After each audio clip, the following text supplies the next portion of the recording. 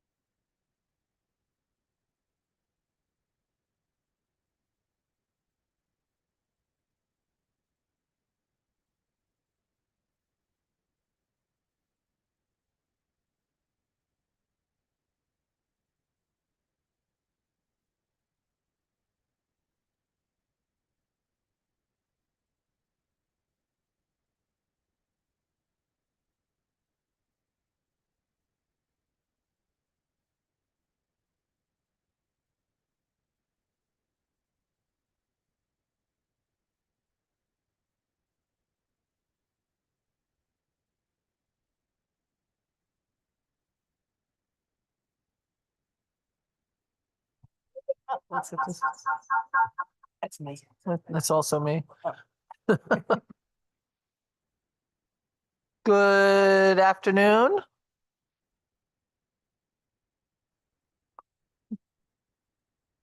Apparently there's some sort of basketball game on today. I don't know.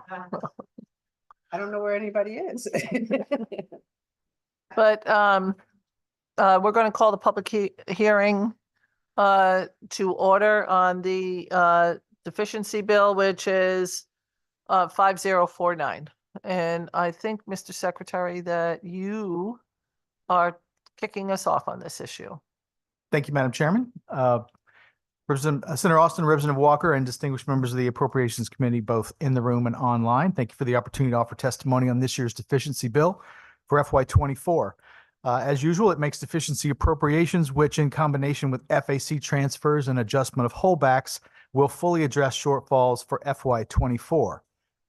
The bill that you have in front of you were the numbers that we had in January at the time of the governor's budget. As in prior years, we will work with OFA and the committee to adjust the bill and its numbers to reflect the updated estimates. So we will have next month's April 20 letter. We'll have new numbers and we will come to you at that point to draft the final version of this bill. As proposed, the bill makes appropriations totaling about $234 million for agencies with projected deficiencies for FY24. Reductions in appropriations totaling $178 million are also proposed, which results in a net increase to FY24 appropriations totaling $56.5 million. Of this, $46.5 million is related to the Medicaid costs pursuant to the settlement of the Carr v. Becerra federal court decision, and therefore is exempt from the spending cap. So that portion doesn't hurt us for cap room.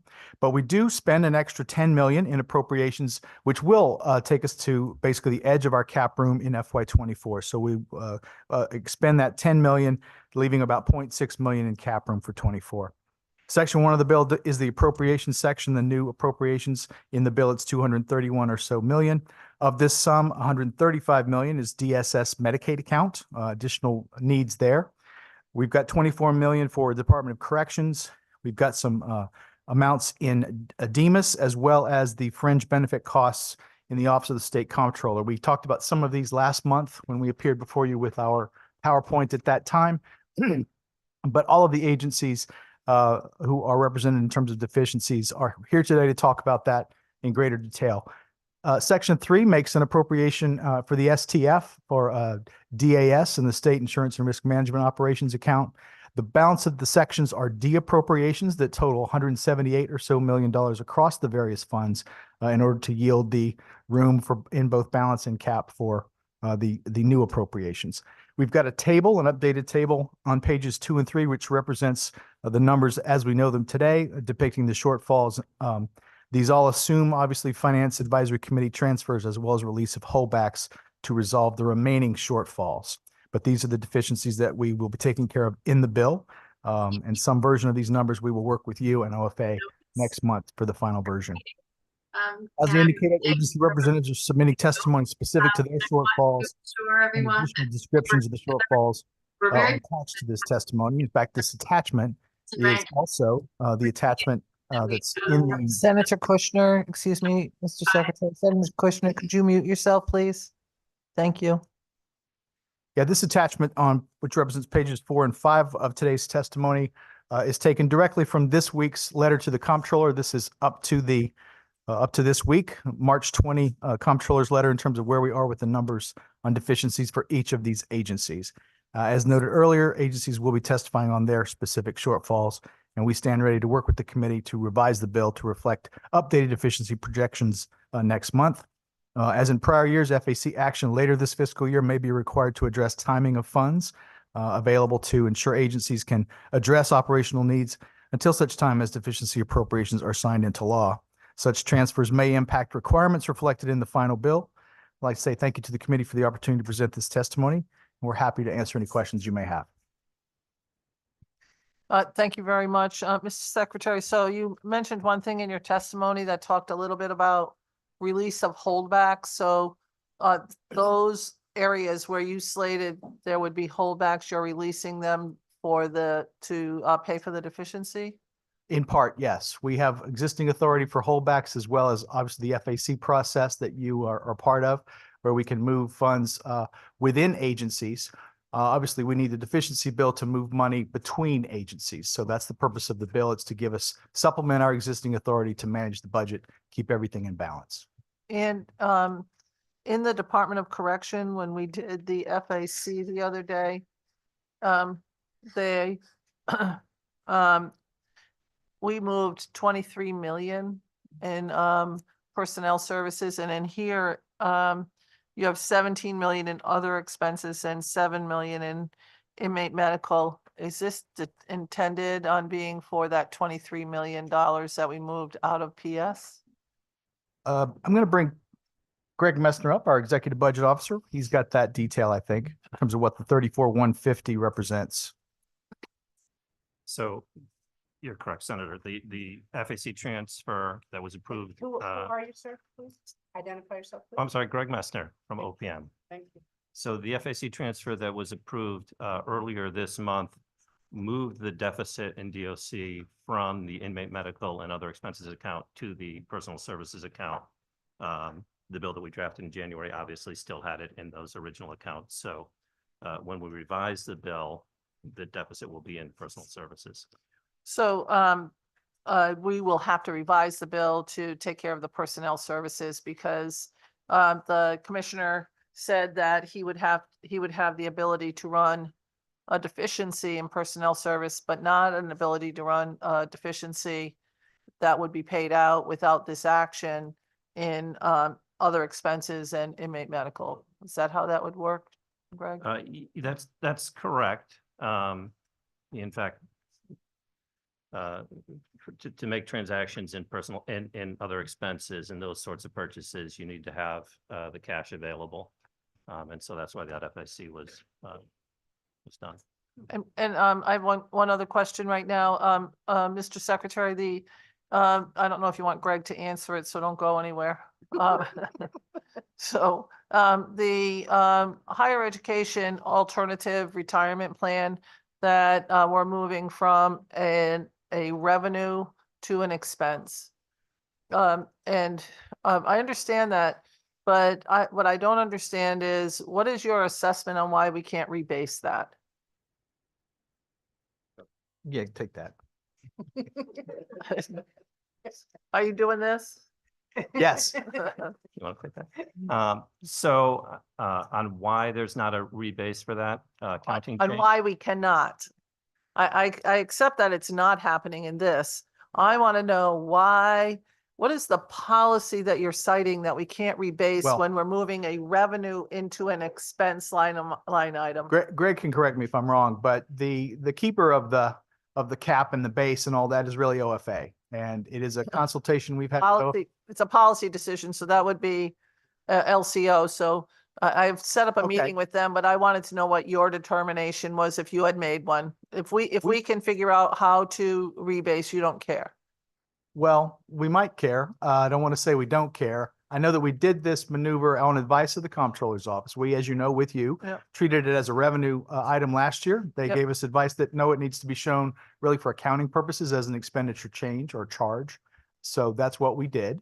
I don't know if there's more detail there. So, No, that's but the correct. comptroller doesn't have anything to do with rebasing, right? Correct. But in Okay. terms of how it should be treated in the budget, they preferred that it be shown as a charge against expenditures as opposed to a. I don't have a problem with where we do it. I have a problem with the fact that Yep. this was accounted for under a revenue line. There was not something that we did. It was something that was done in it was not something on the appropriation side. It was shown on the finance schedule as a revenue. And I'm saying that if we're changing the policy on how we're accounting for this from a revenue offset to now an expenditure, then that expenditure should be able to be rebased, which would allow us to address the spending cap issue. I mean, we'd reserve the right to consult with OFA about that, but I don't have some kind of ideological opposition to what you're proposing. We always appreciate when you work with our staff on any issue because we think our staff are simply the best. So thank you. Hold them in high regard. I worked for the General Assembly for 14 years myself. I know that, Jeffrey. I'm well aware of what you did. Representative Walker, And look where it got me. we think that Are you you having should fun? stayed here. Are you having fun? Is this a progress? Thank you, sir, and thank you for your testimony. I guess in looking at the bill, the deficiency bill that we have before us, you stated immediately that that this was done before this was done in January, Right. and there are still other deficiencies that are going to be accounted for that you know of, but We tell you every month what we recognize in the comptroller's letter. But Okay. we've got another letter by April 20. We may have new numbers, so we will take whatever is the latest numbers then, and that's what we'll do the bill with. But today, this attachment is what we know today are the deficiencies. Okay, so let's talk about judicial. Judicial has. We're here. Yeah, but there, one of the things that I don't quite see in any of the conversations yet are the costs for the new judges. And the new judges, if I recall, are something that was brought to. The judges are something that is brought to the General Assembly from the administration. And I forgot what the amount is, but it's a sizable amount because we have quite a few judges. I don't see that in here, and that's because it happened just recently, and in practice, and actually on Monday we will codify those, and So they that will be includes- part of judicial's budget as of Monday.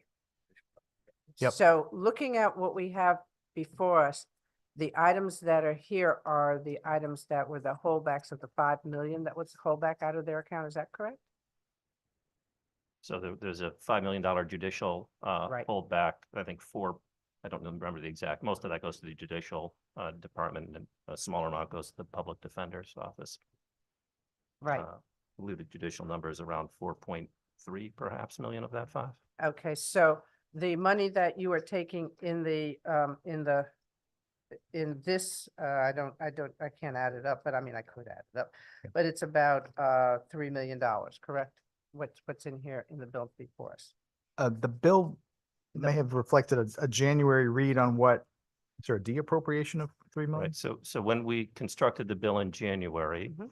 we were not aware of the two, in this month's estimate, in our March 20th estimate, we forecast a shortfall in the judicial department in both personal services and other expenses accounts, which we didn't know about back in January. So Correct.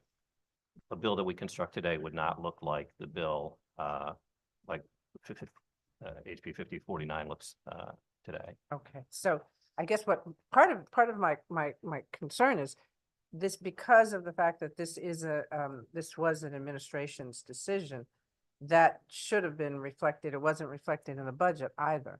So, and that was we knew about the fact that those judges were coming down the pike in February when the budget came out to us. So I'm not sure how expensive that we is, but okay. we knew, I'm a member of judiciary, I knew. So we had reserved for hearings for those judges so that we could have the conversations about the additional judges. Okay. The deficiency bill does account for that. That's the 4.923 shortfall in PS. And so we are providing for that in the deficiency bill. Okay. But I guess the question that I have is that puts a deficiency on judicial, and that affects their direct budget, even though I understand they are part of judicial, but the need for these judges is coming from the administration. So I would have liked to have seen that allocation in the budget, because then it doesn't interfere, because it possibly could push judicial into another deficiency in another area because of the fact that we are taking an additional amount out of their budget. I take your point. We're actually adding to their budget to take care of the judges with this bill. And we will have to roll that out into FY25 and build it into their base for next year. I think your point is very well taken. Probably should have been dealt with in the underlying budget. I don't disagree. Okay, so in that same scenario, and thank you, sir. Thank you, Mr. Secretary. See, I didn't call you Jeffrey, I said Mr. Secretary. But I would like to know, are any other agencies in the same circumstance that we are going to see? Not necessarily being, having more deficiency than what we are seeing right now and what is accounted for. None that I can think of. All of us together, when we enact the budget, are taking our best estimate, us with you last year in terms of the 2 years. And then agencies come forward and tell us where their deficiencies are, and we try to deal with them in the deficiency bill. But as I sit here, we recognize every month what the deficiencies are that we're aware of in the comptroller's letter. These are the ones that we're aware of. I think you're quite right about the judges could have and should have been in the underlying budget, but we're dealing with it today in the deficiency bill. All right, thank you. Thank you, Madam Chair. I'm sure I will come back at it. Representative Nolan? Sorry for being a little late, but thank you for coming before us today. Can you explain what steps are being taken to address the deficiencies and prevent similar gaps from happening? Well, the way to avoid deficiencies is to be as accurate as possible when you make your estimates. Both the executive and the legislative, when we write the budget every year, we're trying to figure out what the agencies are going to need for their expenditures. We have never guessed exactly right. That's why we do a deficiency bill every year. It's just part of our process. So you give us a number of tools under the existing law to do holdbacks. There's an FAC process that is both branches are represented on the FAC, and we meet periodically to move money between agencies, within agencies in the FAC process. What we need the deficiency bill for is your authority to move it between agencies. So we do this every year. We've never guessed 100%. We've had to do a deficiency bill every year, I think, except for those years when we didn't adjust the budget. It just happened twice in our history, I guess. And then we have to just fall back on our administrative remedies. We don't have a legislative remedy in that circumstance. Thanks for that answer, but I'm not sure what steps from that answer. I still don't understand what steps we're taking so that this is not something that we're always doing. Or are you saying it's something we're going to have to always do? We always have and we always will. It's a $26 billion all funds budget. We can't guess down to the dollar or the penny every year exactly what each agency will need. So as we get new information, we adjust all the time. So the deficiencies this year total almost 100 and something million. They're about 312. So They're shown on page 4 at the top there, the attachment. so over $200 million. At present, the number is 312.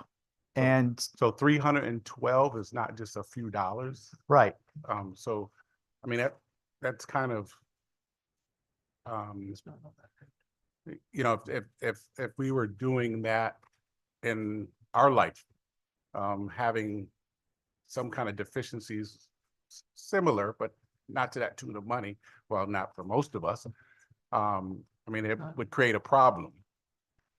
So I'm just $300 million is quite a lot Sure. to have in deficiencies. I can see understandably maybe under $100 million. But that's like saying when people were mad at the state pier for costing so much money over. It just seems like an incredible amount of money to have in Yeah. deficiencies for the state. Right. So I'm just trying to figure out what we need to do to get it down to half that amount or even less than half that amount so that it doesn't have to be revisited all the time.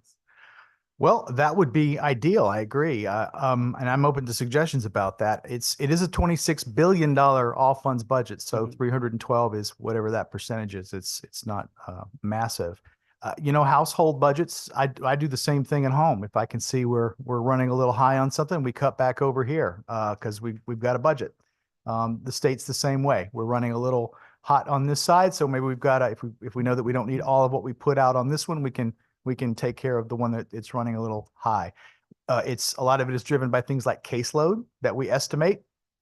We're not sure how many people we're going to serve or how acute the service needs will be.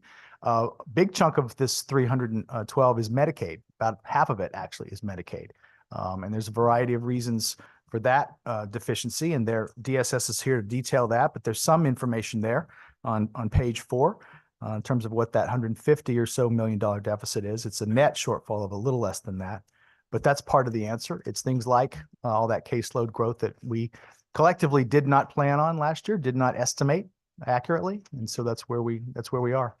So when you say caseload, is that meaning that staff are overwhelmed and can't get things out in time and we don't have enough staff support? Or are you saying caseload as in individuals that are on Medicaid that are trying to get the assistance and they're not able to get it quick enough? I mean, what? It's more trying to estimate how many people are going to come in and need a particular service or set of services, and guessing wrong. More people show up than we thought. That's one way that it happens. Okay. So what would be the solution to that? Hire more? Or I'm just trying to get a grip on. I'm not sure it's something that we can solve. I think it's something that we manage. It's something that we've always managed, and we'll continue to do so. Okay. Thank you. Just trying to get a little clarity. Senator Lesser? Yes, thank you, Madam Chair. Thank you, Mr. Secretary, and for your testimony. Just, I guess, following up on Representative Nolan, looking at the deficiencies in the Medicaid line item, I know that CARD versus Becerra is probably the biggest single driver of that. Is that impact limited just to this deficiency appropriation, or are we also seeing it in the budget as well and beyond the banding? Well, CARD versus Becerra is a one-time, so that won't recur. So the rest of the 150 would be something we'll have to continue to look at. The agency is here. It can provide you more detail about the components of their deficiency. Okay, great. And for my second question, I don't see anything in here implementing the results of the governor's phase 1 rate review study. I'm not missing anything, right? No, this is the deficiency bill. I have 7. What do we have in 24 for rates? I think 7. That's in the underlying bill. So we have 7 million in FY24 for that purpose. What's in 25? I don't remember. The 7 million is in 25. So there's nothing in 24. Deficiency bill is all about FY24. Got it. Thank you very much for your answers. Thank you, Madam Chair. Thank you. Representative Dathan, 2 questions. Yes, thank you for the reminder. Thank you, Mr. Beckham, for your presentation. This is really helpful. This might be a better question for DSS, but I understand that we got the enhanced match for a little bit longer in fiscal year 24, which would be more money than we actually had budgeted in that fiscal period. And I'm wondering, the deficiency here that you indicate, is that a net deficiency? So we would have a surplus for the additional enhanced match for Medicaid from the federal government, but this is additional deficiency, a net deficiency, if you will. Correct. It is a net deficiency. We built in the enhanced match In to the the extent that surplus we got, for the enhanced match. we got that in 24. It's built into the budget. This is a net deficiency even after. Okay. Okay. And so do we understand how much we had over the enhanced match and how much the gross deficiency is? Because from your testimony, I wasn't able to kind of decipher this. And again, this might be a better question for the commissioner, but I'm just trying to understand really with the lens of where we are for fiscal 25 based on this gross deficiency, because we won't get any of the enhanced match for fiscal year 25 like we did in fiscal year 24. So the enhanced match due to the pandemic was phased out beginning last spring. It ended with the quarter that was December of 2024. So we would not expect to have any additional enhanced match next year.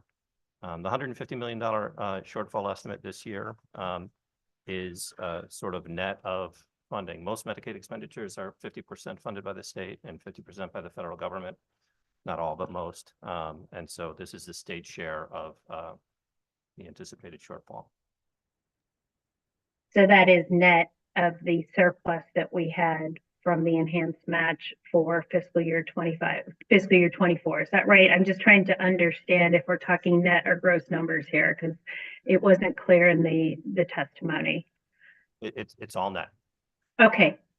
I will talk to the commissioner about what the gross deficiency is, because I don't understand that from your presentation, but I think I'll drill in on that through them. So thank you, Mr. Commissioner. Mr. Secretary. Sorry, Mr. Charge of Secretary, all I'm working on I'm just getting Charge my. of all commissioners, let's give him his due. Oh, if only. There are no other questions for you? Oh, okay. Representative Walker? Just to continue a little bit on what I think Representative Nolan was asking. In looking at the lapses versus the expenditures have a lot of identified personnel services as shortfall. But then if we turn the page and look at the number of agencies that have lapses, it's enormous. Why is it, do you think, that we are having such a large amount of dollars in our personnel services in our budgets? Well, I understand when you were saying that to Secretary I just gave him to Representative Nolan, that you were saying that we have to look at our budgeting a little bit better. But when we have this many, and I didn't add it up, but it's a large amount of money. Yep. Where we are lapsing, there's a problem. So do you have any ideas on? So Greg Mr. Mester does. that. Yes. yeah, so the bill assumes that we will release all of those holdbacks and Yeah. use those funds to transfer to the deficiencies. So the adopted budget has an $80 million hiring reduction holdback that we applied to personal services accounts across agencies. By and large, we take all of those funds that were held back and won't be spent, and we transfer those to make to create appropriation room to spend on the Medicaid deficiency and these other deficiencies that are on this list. So there's a relatively small amount compared to some past years of personal services that will be lapsing beyond those holdbacks, but it's pretty small in the historic sense. Well, so we're getting better, I guess, in being able to evaluate the number of personnel that we have. But then if you look at it, and what you said, sir, makes me a little concerned, because it sort of sounds like we're using personnel services and as a slush fund, so that not, a storage place for us to keep cash because we know we're going to have a shortfall or a need. So I worry about that, because when we talk to our constituents out there, they say, well, I'm on hold and DSS for hours on end. I don't get services that I need in other agencies, consumer protection. I mean, they go on and say that they're not getting their services for the amount of money that they put in taxes. So we have to figure out, how do we do this to address the deficiencies, but not make it look like we're not providing the public with the staffing that they would need in order for them to get their business taken care of with us. So I think those are two different issues. Okay. I think it's a good thing that first of all, agencies make good faith estimates of what they need. That gets vetted by us, gets vetted by your staff. We enact a budget that has those numbers in it, and you have an opportunity to ask those questions at any time. Whether or not we have critical positions that are need to be filled is a separate question, and we have the resources available to do it. We've hired back up to pre-pandemic levels in state government. We had both a pandemic issue, and we had the silver tsunami, you may recall, in 22, a lot of retirements. I love Because of that the- term, so Norman. Because of well, I'm right there. See, there's a little wave right here too. See, so we had a deficiency in terms of folks. State government is mostly people. It's delivering services. So we had a deficiency there for a while in terms of personnel. DAS has made earnest efforts over the last several years, along with in partnership with our agencies and you all, to do more. In the last CBAC agreement, we did more to incentivize some of the higher need professions with earlier higher steps in IT, engineering, nursing, things like that. So we made all those efforts. We've now hired back up to pre-pandemic levels. We still have some critical shortfalls in personnel, and we're working on that issue all the time. We continue to be in a historically tight labor market. Unemployment's very low. Most people have their pick of jobs, especially in higher need areas like nursing and IT and engineering. So it's a continuing challenge. I think it's separate and apart from the deficiency bill numbers, but I take your point. Yeah, thank you. Again, we hear this and the public is not in this fishbowl.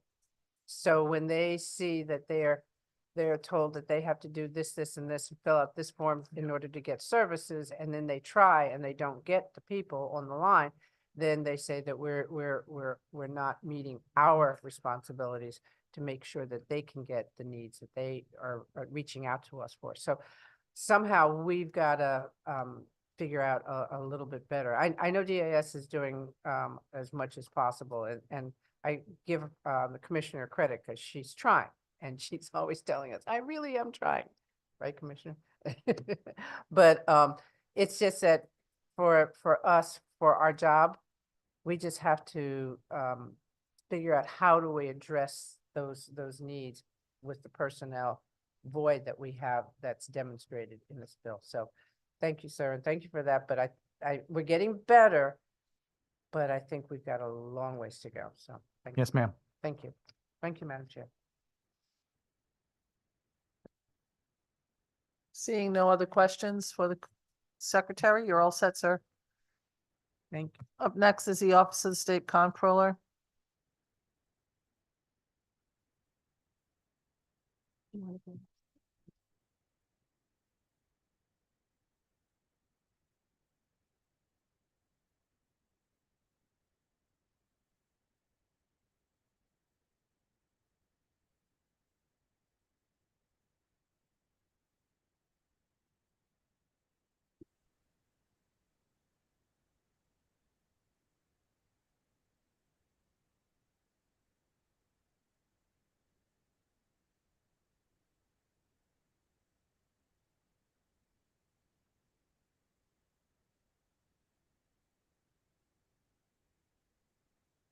The next, the comptroller's office.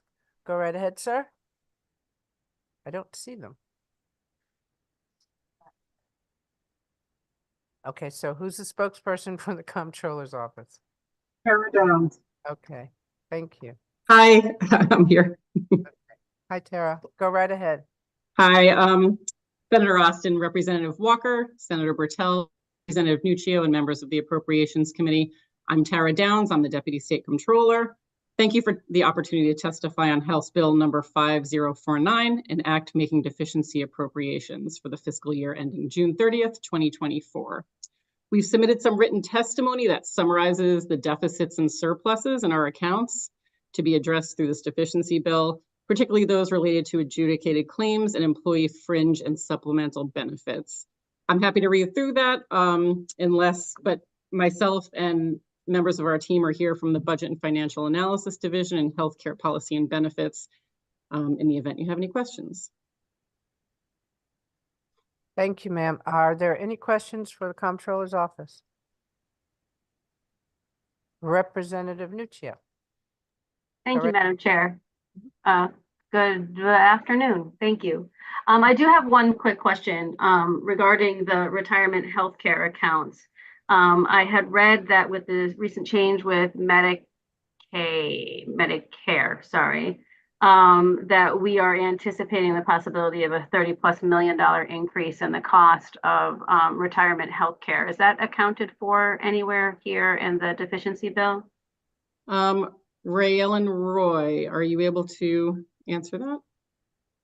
I sure can. Hi, Ray Ellen Roy, Healthcare Policy and Benefit Services Assistant Division Director. So that is not represented in the current deficiency bill that you're reviewing today. It is not part of the fiscal year 24 funds.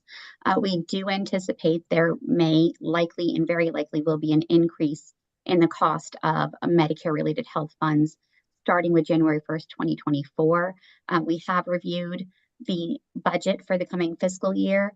With the estimates that are in place today, we do have sufficient funds. However, for fiscal year 25, we're not certain yet what that value will be. The final call letters from CMS are not due and available until at least the late summer. The late summer. So we won't have that in time to ensure that it's in the budget this year, because if that's a $30 million swing, that's going to be big. We have the $30 million swing already built into the budget. If it's beyond that, we won't know that value as of yet. Okay. All right. Thank you very much. Sure thing. Are you done, ma'am? Yes, ma'am. Thank you. Are there any other questions for the Comptroller's office? Yep, Representative Johnson. Thank you so much, Madam Chair.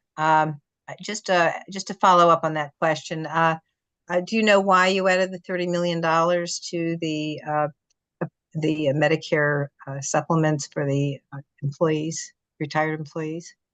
Yes, so the Inflation Reduction Act of 2022 proposes a number of changes to the Medicare Part D program and the funding associated with it. As part of that, the biggest portion of that is a change to the subsidies in the Part D coverage gap. You may have heard of the donut hole for other plans.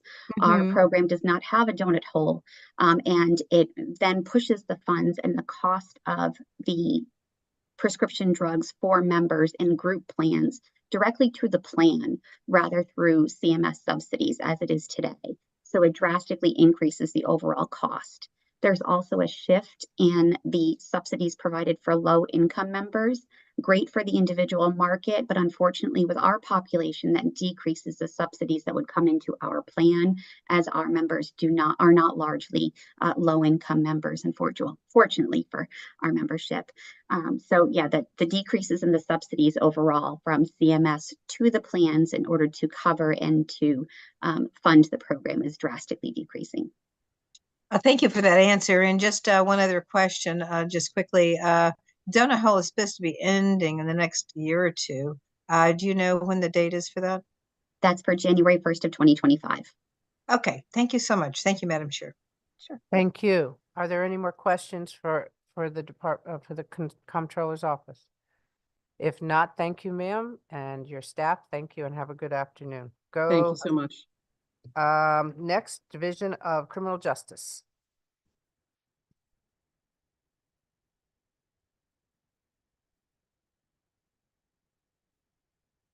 Good afternoon. Good afternoon, Madam Chair and members of the committee. For the record, my name is John Rosado, Deputy Chief State's Attorney for the Division of Criminal Justice. We submitted some very brief written testimony. I won't bore you by reading it here now, but we're prepared to answer any questions you have. I think we're projected to have a very small deficiency this year. One update is that almost half of the reported $500,000 deficiency was taken care of through the Financial Advisory Committee action that you took a couple weeks ago. So it's essentially really about a $300,000 projected deficiency. Thank you, sir. So as far as the projected amount that you had stated in January in the deficiency bill, that is covered. Are there any other deficiencies that your agency is experiencing currently that will have to be addressed in a future deficiency bill that we will have to work on? No, ma'am. Okay, that's a good question. Answer. Any questions? Thank you very much. That was good. Thank you. Next, Department of Mental Health and Addiction Services, Commissioner Navarrete and team.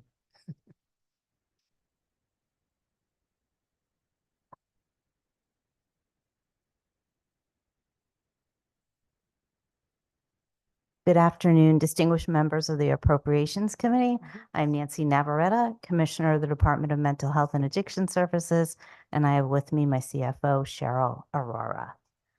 Thank you for the opportunity to provide testimony on HB 5049. So as the secretary mentioned, the March 20th projections differ from the January numbers that you had received. Based on the projections from the March 20th comptroller letter from OPM, Demas currently has estimated deficiencies in the following accounts. So we have 4.5 million in the personal services account. So this deficit is due to the favorable hiring that we've done. So that's good news. We have not seen the offset yet with the overtime. So there is an onboarding of staff, especially those staff that are working on inpatient units that need to be trained for safety reasons, and that onboarding can take several weeks till they're up to speed and can be on the floor. So there isn't that complete offset yet. 9 million in the other expense account. This deficit is primarily due to increasing food, utility, security, and facility maintenance costs. 8 million in the professional services account. This is due to the continued need of contracted doctors and nurses. So even as we recognize the results from enhanced recruitment efforts, the healthcare workforce shortage continues. The vacancies that we do have, which are around 228, are primarily nurses, docs, and social workers. Behavioral health medications, this deficit is primarily due to the 26% increase in the cost of these medications. Partially offsetting these deficits are lapses in the following accounts: 1.0 million in the home and community-based services account. You previously heard about that in the Appropes hearing that we had. $200,000 in the Medicaid adult rehab option account. This is due to lower claim activity than projected. And historically, if you look back, this goes up and down to some degree. 3 million in the behavioral health recovery account. And this is due to the ramping up of the SUD waiver and the ASO not being fully there, spending the full amount for us. So in consultation with OPM, we anticipate these deficiencies can be partially mitigated through a combination of FAC transfers and release of savings or holdbacks. Happy to take any questions. Thank you, and thank you for anticipating some of the questions. I guess the question in bottom line, the deficiency bill reflects one thing. What is the difference between the deficiency bill and what we're going to have to adjust for you in the coming weeks before the end of the year? So I think what you're asking is if you subtract out the lapses that are shown on the testimony, that brings it to over $17 million. And then with release of savings, that could bring that down even further. Okay. And in your deficiencies, there's a theme that I've seen also. I should have brought this up with the secretary. I see utilities I mean, if you ask any citizen from Connecticut, they'll say their utilities are killing them. But when you did the budgeting for this year, utilities, do you keep the same amount for the utilities, or do you project a certain cost of living increase in your projections for utilities? Yeah, there is not a cost of living in that line. I can give you an example of the increases. So for example, our food line has gone up almost 56%. So we're feeding the same number of people. We haven't added beds, but the cost has risen that much. Utilities have gone up by 32%. And security and maintenance, as an example, 56%. And all of that feeds into other expenses. And it is hard to budget those. I mean, we don't know what the economy's going, and it is very hard. but it's still, it does make it very difficult in trying to explain why we have the lapses and why we have the deficiencies at the same time. Are there any questions from any people? Yes, Representative Nolan. Thank you, Madam Chair. Good afternoon. I'm just curious, could you explain the partially offsetting in the 1 million in the home and community-based service account? What kind of referrals is that? So we coordinate with DSS. This is a project that we manage for the Medicaid Authority. And depending on the flow over years, so the last time I asked, we had 38 people in the pipeline. So there's a process to bring people online. All of those people will receive services, but it has to be verified. We have to make sure that DSS vets that, and then they're brought online with services. So they will all get services. No one will be without services. It's just the pacing and the cadence of those referrals. Is there a way to streamline that? We work very closely with them to make sure that we can get folks enrolled as soon as possible. Okay, thank you. You're Thank you, welcome. Madam Chair. Thank you. Representative Dillon. Thank you very much, Madam Chair, and good afternoon, Commissioner. Thank you very much. Most of this isn't a surprise, but I am concerned about the cost of utilities. Do we have any centralized planning going on to look at a coordinated way to make our facilities more energy efficient? We do have a couple of projects actually that are local and that are coordinated effort across all state departments. And so each department, for example, has an officer, ours is Cheryl, that is in charge of implementing solar and charging stations, other things like that. I wonder, because I know that at Southern, in the higher ed department in New Haven, I know that they've been very aggressive about that with the business department. And I regret that I really didn't ask your department about this. Could you provide some more information offline to the committee administrator? And maybe we can think about tighter planning going forward. Thank you very much. Sure thing. Thank you. Are there any other questions or comments from any members? No, that was good. Thank you. Thank you. Have a good Thank day. you. Next, we have Department of Social Services, Commissioner Barton Reeves et al.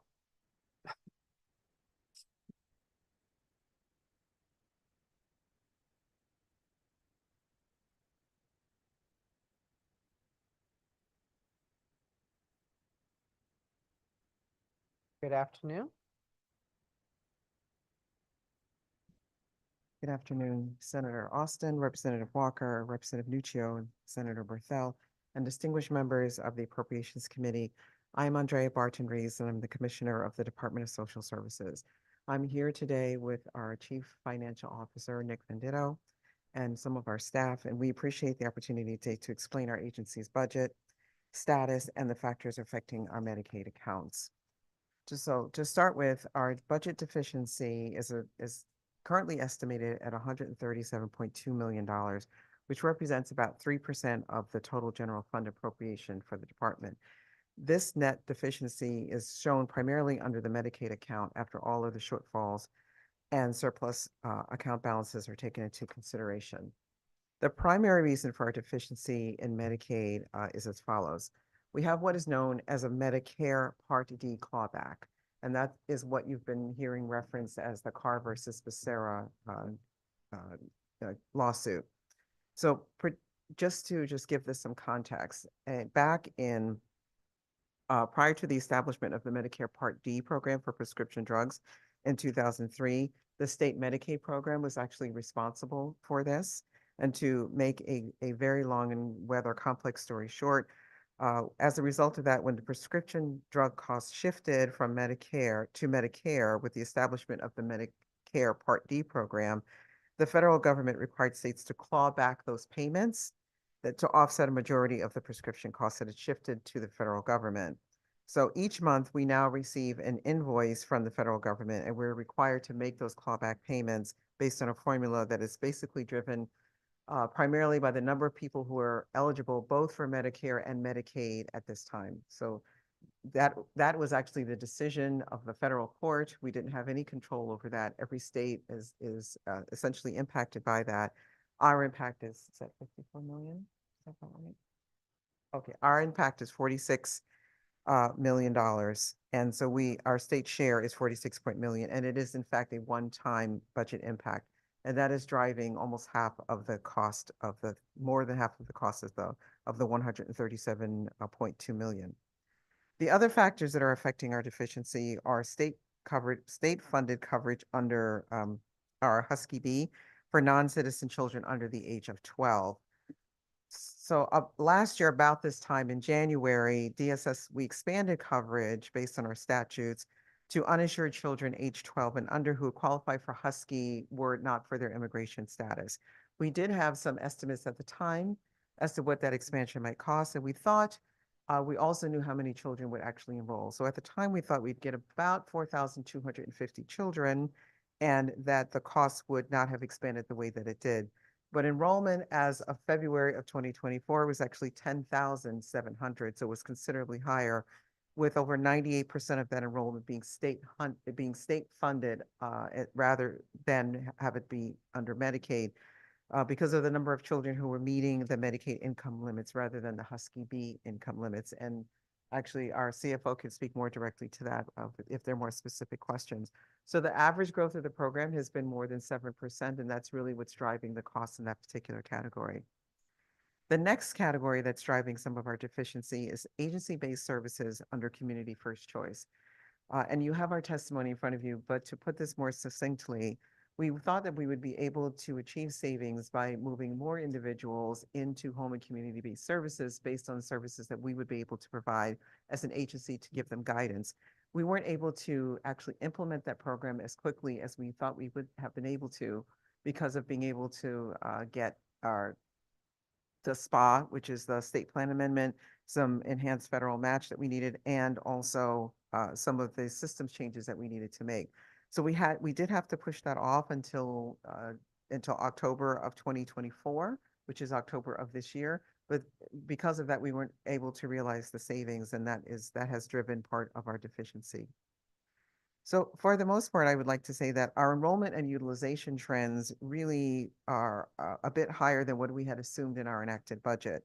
And our budget actually assumed that we would decline through state fiscal year 20. This is why I don't use acronyms, through state fiscal year 2024 because of the unwinding of the public health emergency. And that has in fact delayed some of the discontinuance of Medicaid enrollees up until May of last year.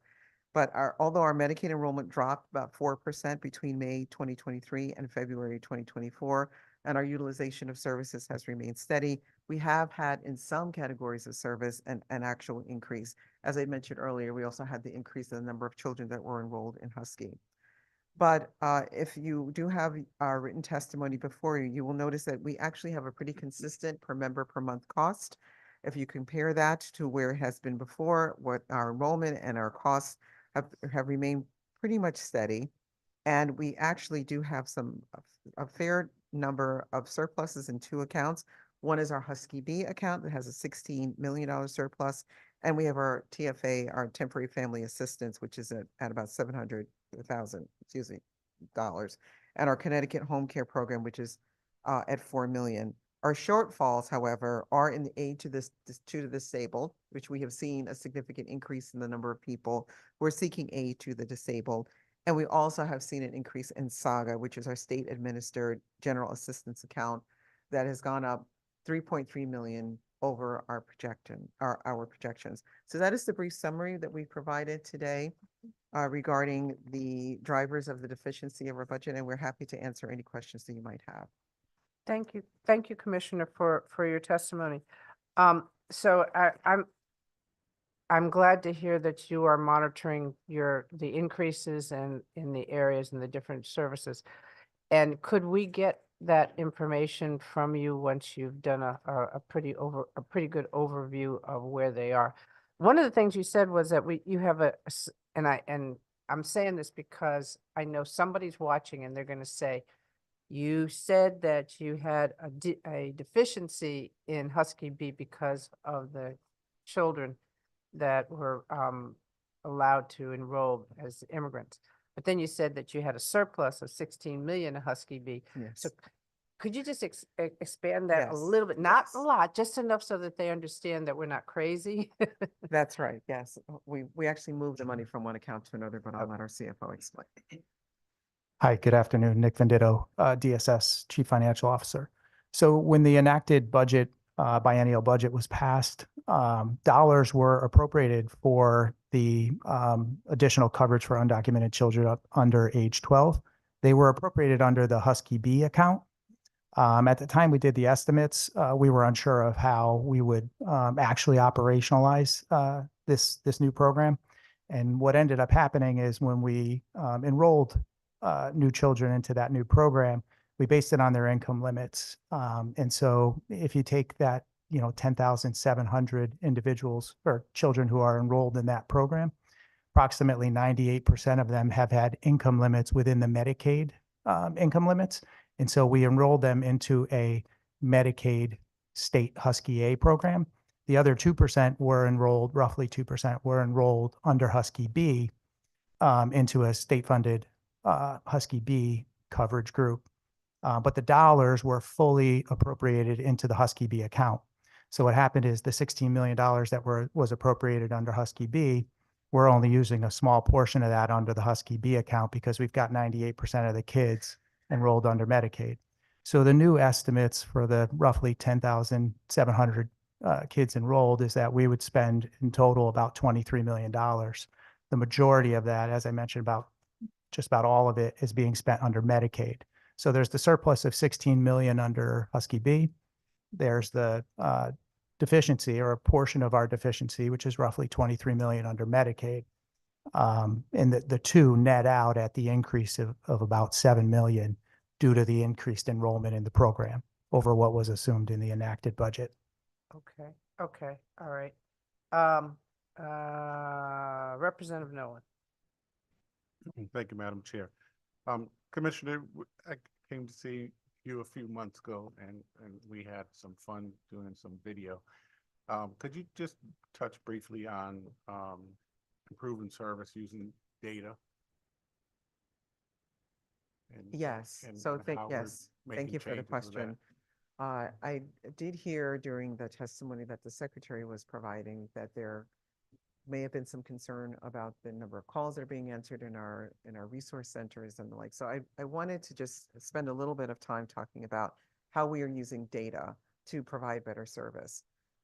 Our instinct, right, and our experience, I should say, was really telling us that there were certain times of day and certain days that people were calling. And those really were the days when people were on hold for hours and hours. So what we're doing now is we're really using the enormous amount of data that we have that matches the times and when we see surges with the number of people that we have that are available to answer the calls. So we're really moving, it's almost instantaneous. When we see the call volume starting to go up, then we start moving people onto the phones. When we see the call volume starting to go down, then we move people onto tasks and other things to determine their eligibility.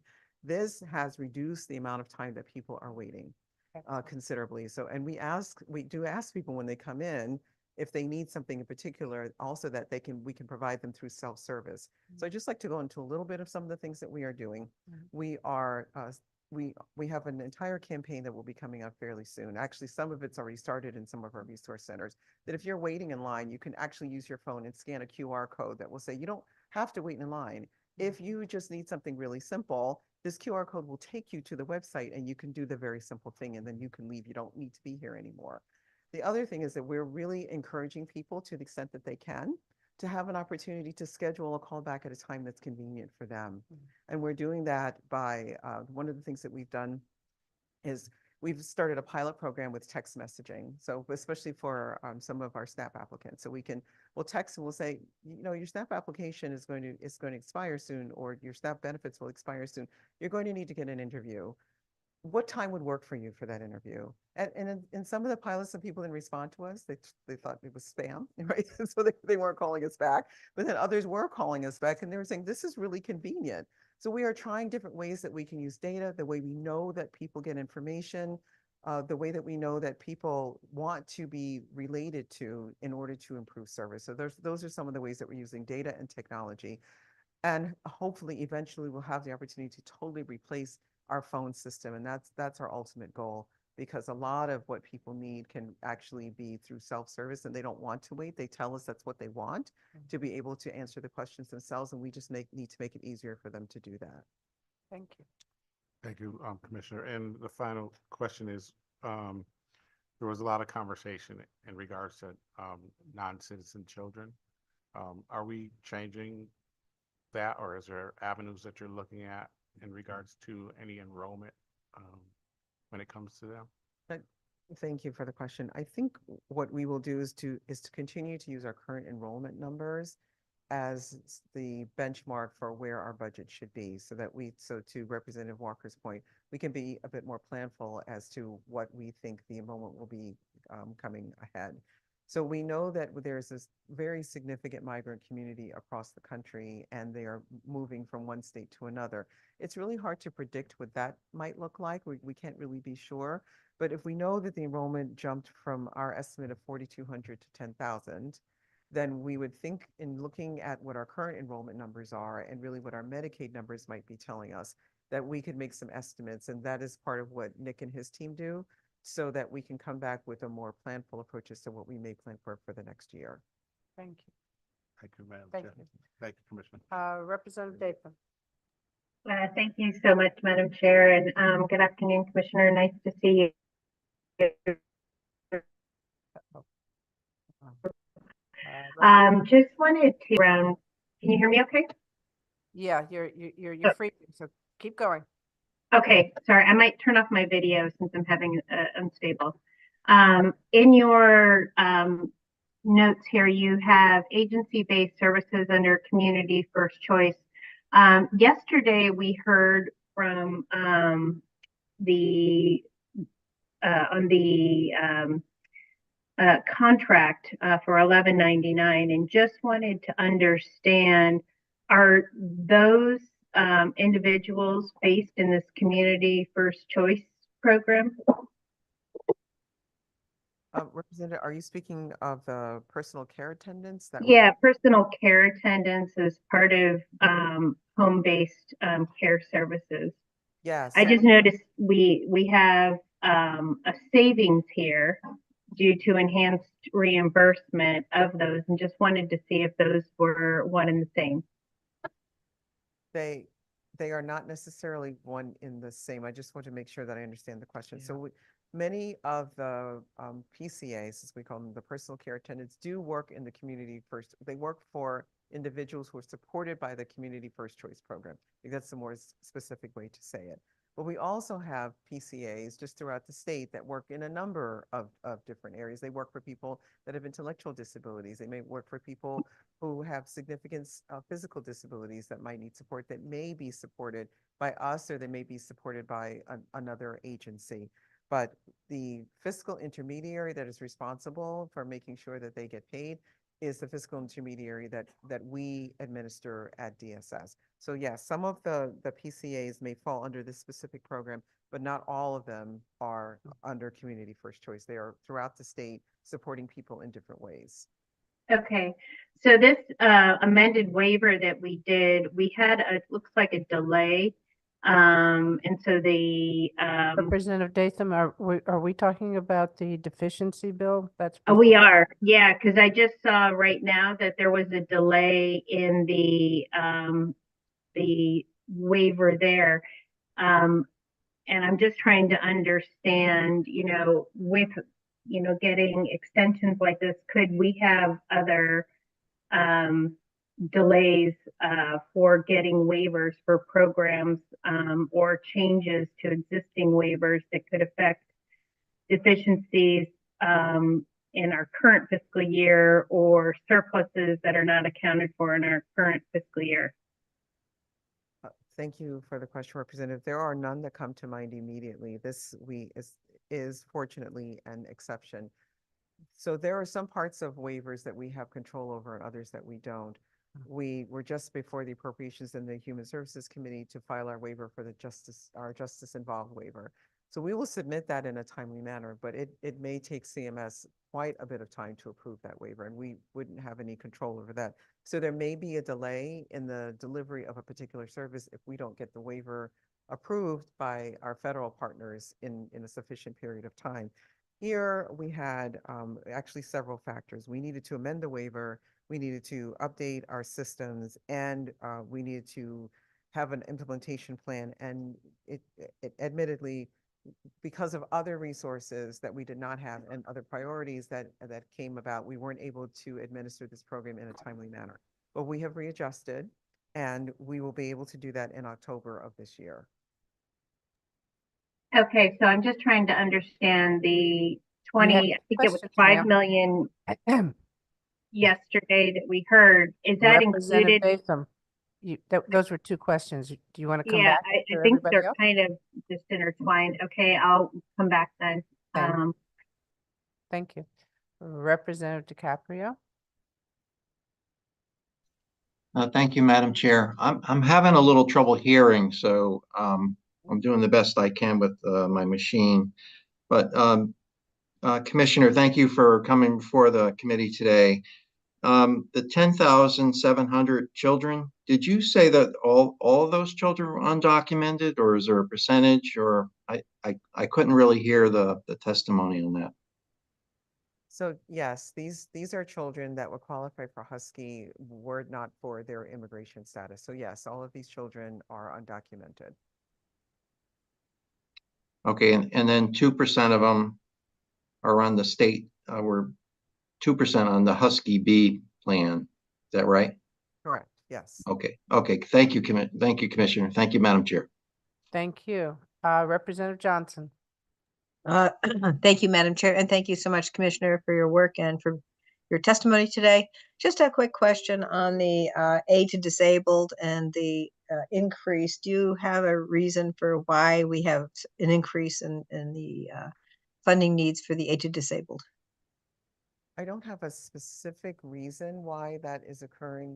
We are just experiencing an increase in the number of people who are just getting older and need more support. We see it in our long-term services and supports unit. We see it in our social work unit. So more than anecdotally, I don't have that for you. I can certainly try to get you some more specific numbers. But when you talk to those that work in our long-term services and supports, what we refer to as LTSS and social work, we do get more referrals every day for families that are seeking supports for people who are getting older. And that's really what's driving that growth. Okay, I'd love to see a little bit of a breakdown, because when I first looked at it, I saw that I thought maybe it was for the SAGA benefits, but it sounds to me like it's more for long-term care and Medicaid, that type of benefit, even though SAGA 2 would also include coverage for healthcare benefits, but would not necessarily give very much in the way of financial support. I'm sorry. Was that a question? Well, yeah. So yeah, I guess the question is, was SAGA included in that? Thank you for the help with that. Would we include that? Yeah. Okay.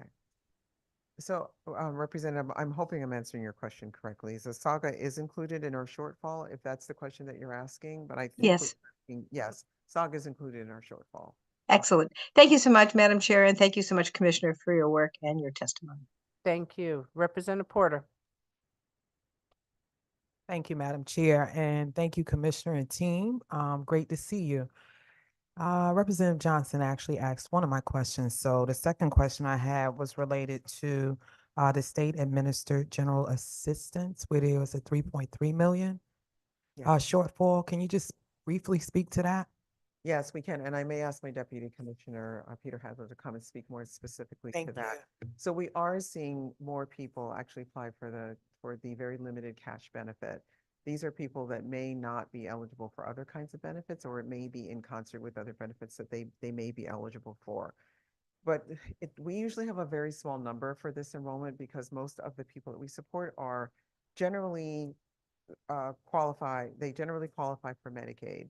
But if they don't qualify for Medicaid, and for some reason they also don't qualify for SNAP, then they may get a bit of SAGA resources. But I can ask Deputy Commissioner Hadler to come up and provide you with some more details if you'd like. Oh, thank He's you. right I behind think you. he's making his way. There he is making his way up. Okay, ready to take the next slide?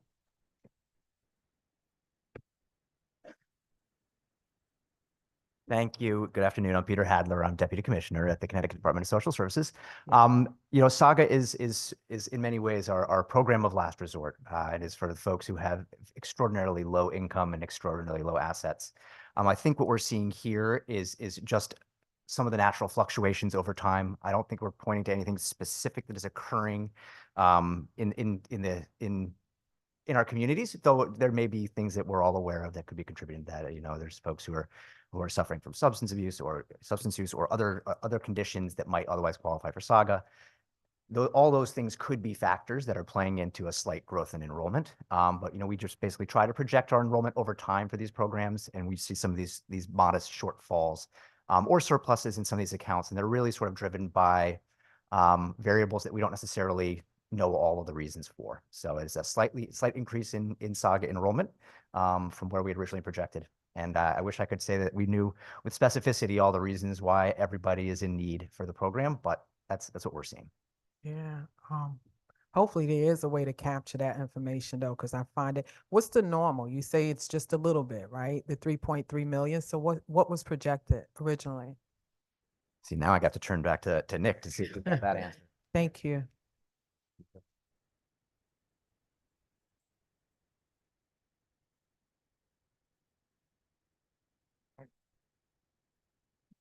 He'll share the information with you. Yeah, we can certainly provide additional information. It looks like we had about 13.3 million. So 13.3. And so being up, up to 16.6 is a significant difference. It is. There is a growth in enrollment. There's no doubt about Absolutely. that.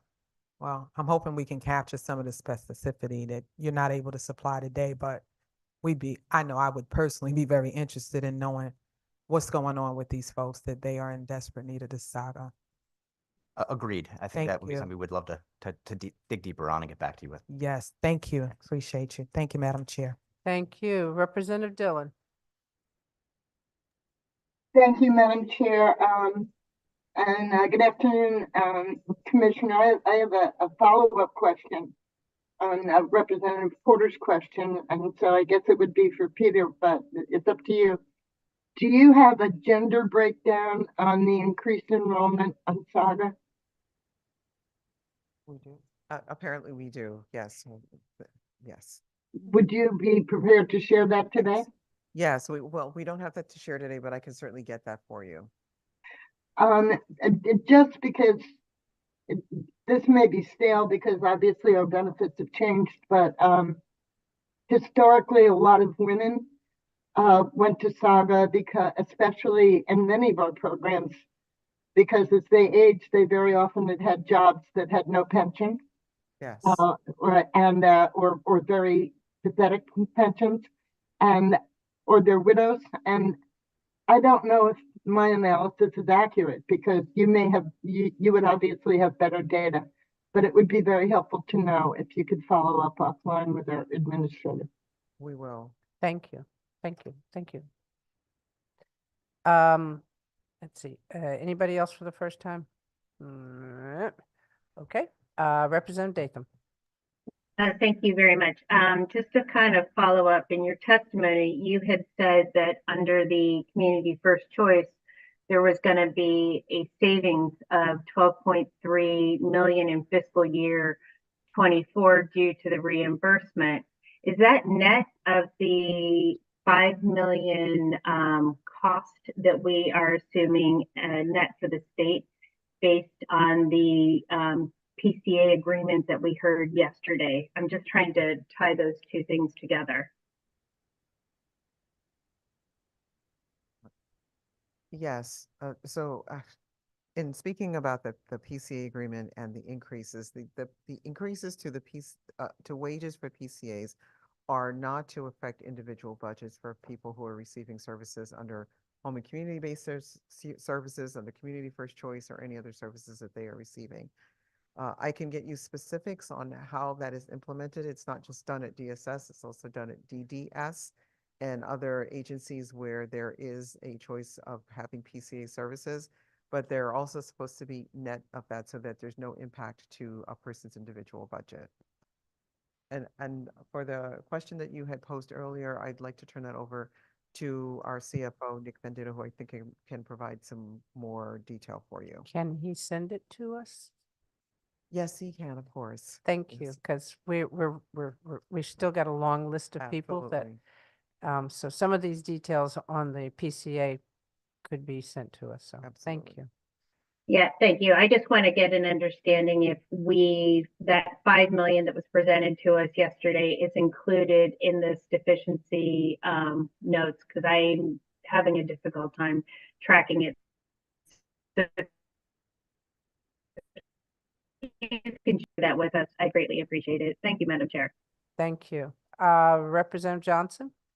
Thank you, Madam Chair. And just to follow up a little bit on the State Assisted General Assistance or SAGA, the amount that was given per month was $219 a month, and the requirement for obtaining the 219 a month was either the person was seeking disability payments or was registered for work.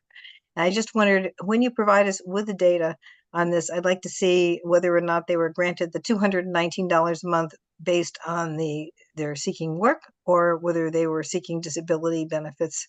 And that would be a great help for us to fully understand whether they're, say, maybe referred for SAGA by their homeless shelter or by the Department of Labor.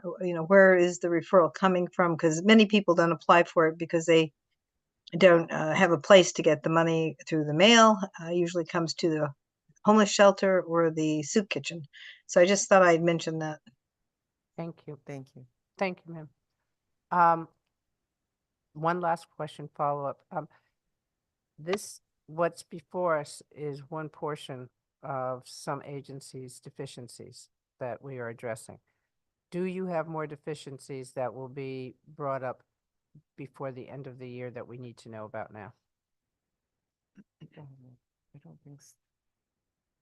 So the only other accounts that we have shortfalls in, which, as the commissioner mentioned, we're going to address at FAC, Finance Advisory Committee, is the two noted that we discussed, the aid to the disabled for 4.6 million and the state administered general assistance account for the 3.3 million, which were mentioned in our testimony, but we're planning to address those at Finance Advisory Committee. I'm sorry, the 3.3 was what?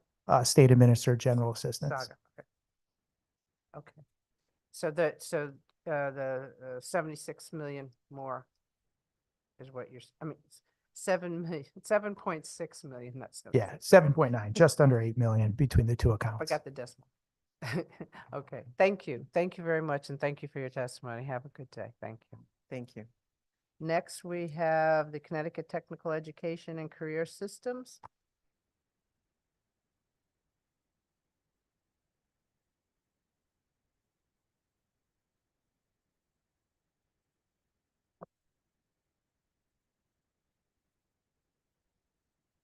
Good afternoon.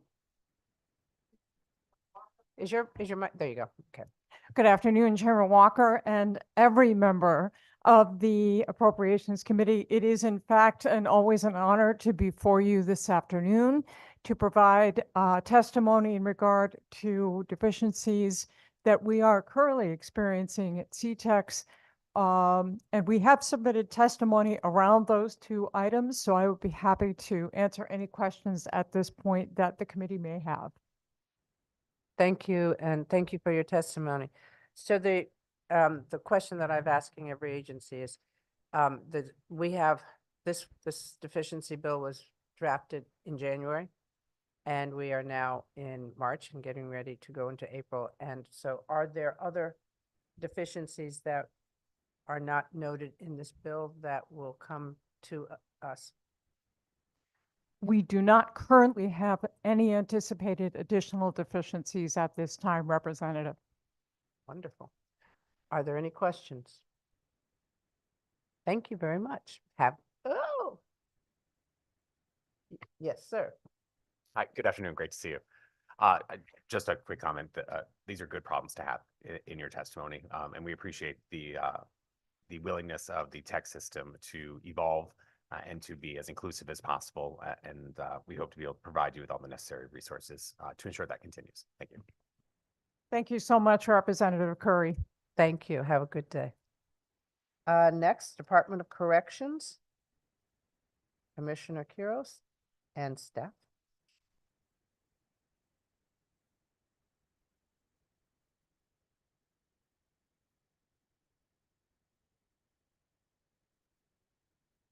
Good afternoon, sir. Good afternoon, Representative Walker and distinguished committee members. My name is Angel Quiros, and I am the Commissioner of the Connecticut Department of Corrections. With me today is Michael Regan, the Chief Financial Officer for the department. We are projected by OPM to have a net shortfall of $34.15 million in our personal service. On March 7th, 2024, a Finance Advisory Committee approved a transfer of $23.2 million from the agency personal service account, $2.8 million from our community support services. This is a one-time savings, and $1 million from the Board of Pardons and Parole account to cover the projected shortfall of the $18 million in the other expense account and $9 million in the inmate service account. There are several factors that are contributing to these deficits. There's an increase in the energy costs, and we've been proactive with solar panels, changing equipment to high efficient equipment in our mechanical rooms and better lighting. Our food expense has gone up, our clothing expense has gone up, our medical expense has gone up, maintenance and repair costs has gone up, and the use of overtime has gone up in addition. It is important to know that in the budget year 2022-2023, we were projecting to close a larger facility that would save $21 million. We were unable to do that and close a smaller facility that was, I believe, a little bit over $6 million. So there was a shortfall of about $14.6 million. The governor's upcoming budget does cover $15 million to cover that cost. And with that, I thank you, and I'll take any questions that you may have. Thank you, sir. And could you just go back to the facility originally was supposed to be one that gave us a savings of 21 million. Correct. And you were not able to do that. So you used you closed a facility that gave you 6 million. Correct. So the facility was supposed to be closing with Carl Robinson up in Enfield. That's a $21 million operational yearly budget. We went into the Willard Cybulski and closed half of the facility, and that saved a little bit over $6 million. I thought Willard had been closed earlier, but that's okay. Okay, the budget that we have before us, I mean, the bill that we have before us is a bill that was crafted in January. And so therefore, there are some changes that have happened in our budget since then. And we probably have some more. And as I've asked every agency, are there items that are going to be before us before the end of the year that will affect your bottom line budget deficiency or lapse that we are not able to see right now because of the fact that this bill was crafted in January? So I will start and then give Michael Regan an opportunity. I'm gonna say no. However, we can have an expenditure in other account if we have some major issues at a facility where repairs will be costly. So or an increase in on overtime for numerous reasons. Good afternoon. Michael Regan. I'm the Chief Fiscal Officer for the Department of Correction. The figures that are in the deficiency bill before you were projected on January 19th, 2024. Currently, OPM is projecting a net shortfall for the department of $34.15 million. So that would be that difference that you're talking about. We in the Office of Policy and Management do not project or anticipate any additional deviation from that.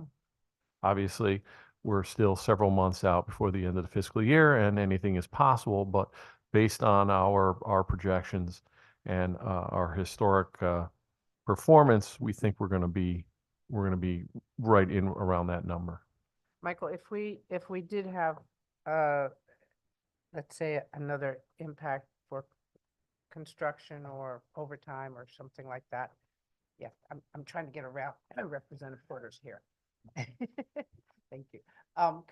Could you tell us, in personnel, do you have additional room for any other deficiencies that might be needed in there? Your personnel line? From personnel, no, but That's the only line. yeah. Yes, and our entire deficiency rate now is in personal services. Okay. We do not have any wiggle room between now and the end of the year, but we are part of our projection includes projected overtime for the remainder of the year. So when we look at that deficiency, the portion of that deficiency that's actually attributed to personal services, there is a contingent amount built in for overtime that we're fairly confident that barring any major calamity, we should be okay. The agency has been working over the past several months very diligently to lower our overtime costs. And we are scrutinizing every minute, every hour of overtime to try to squeeze out as much as possible. So I think we're fairly confident that we're going to be okay making it through this fiscal year. Okay, so I just want to make sure I understood. So right now, the 36 million in PS is covering everything. 34.15 million in PS. Okay. Our entire deficit right now is in personal services post the March 7th FAC action.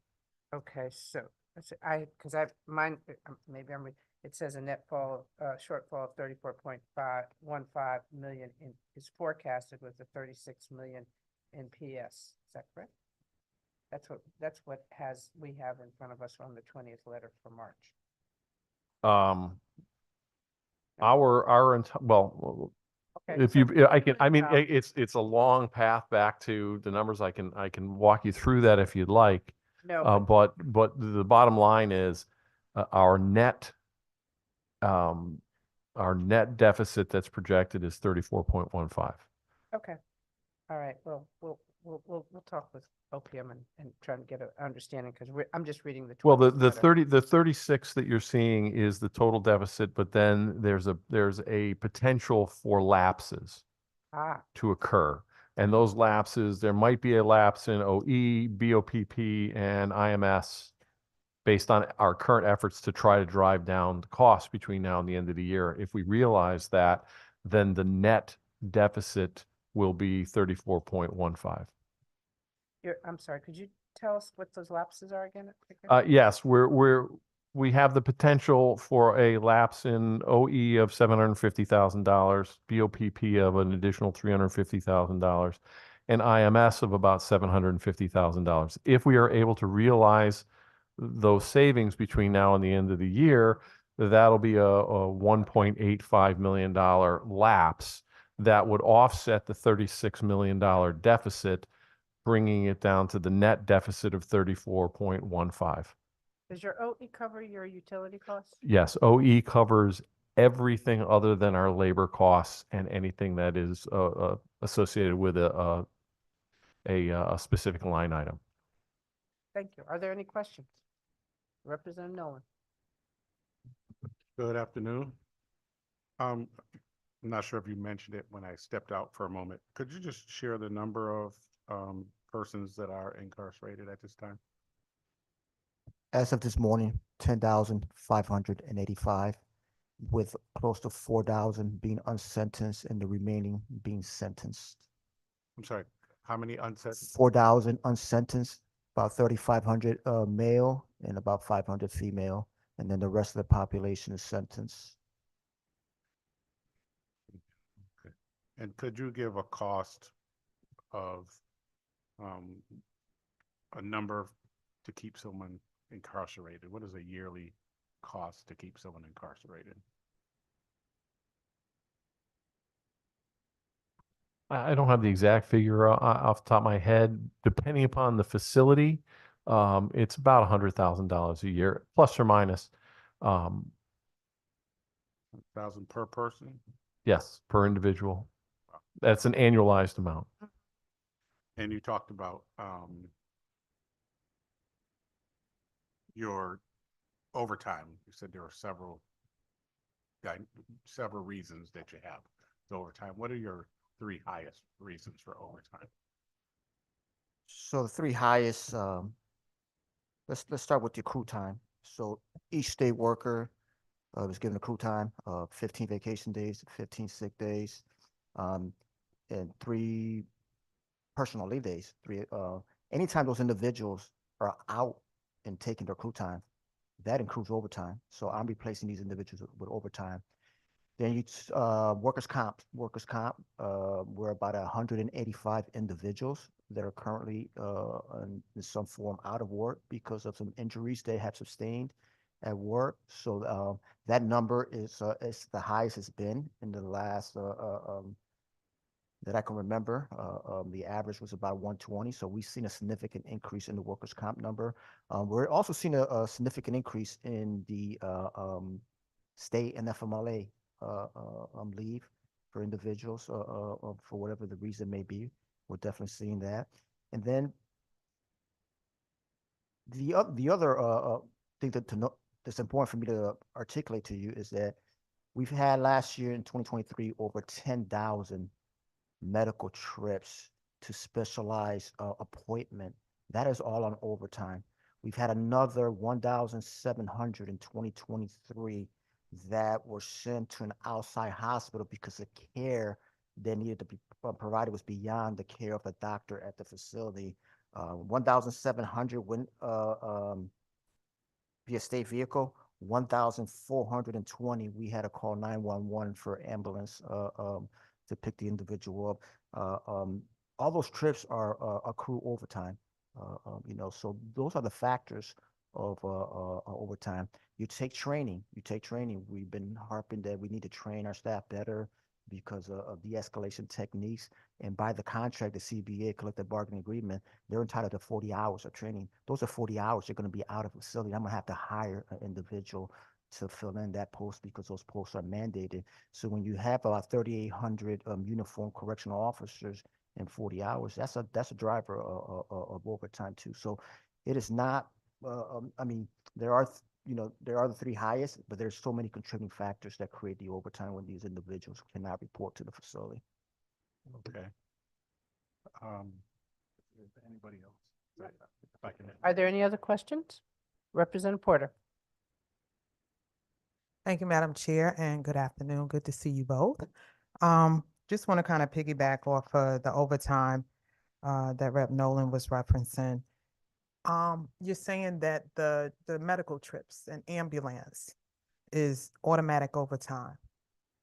Is that what you're saying? Like, is there not, is the staff ratios not compensating for these instances? I guess that's my question.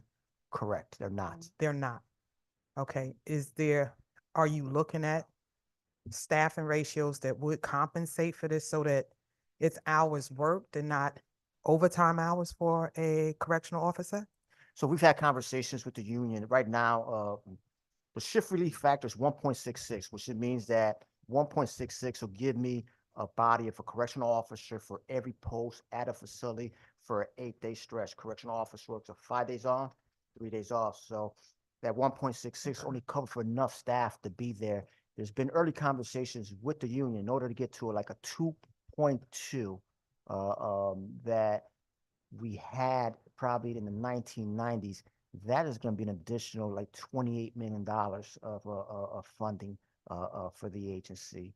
And then again, if you add those staff, again, you're going to continue to have problems. You're going to continue to have problems The overtime will decrease, but you will have to pay overtime when these individuals are not at work.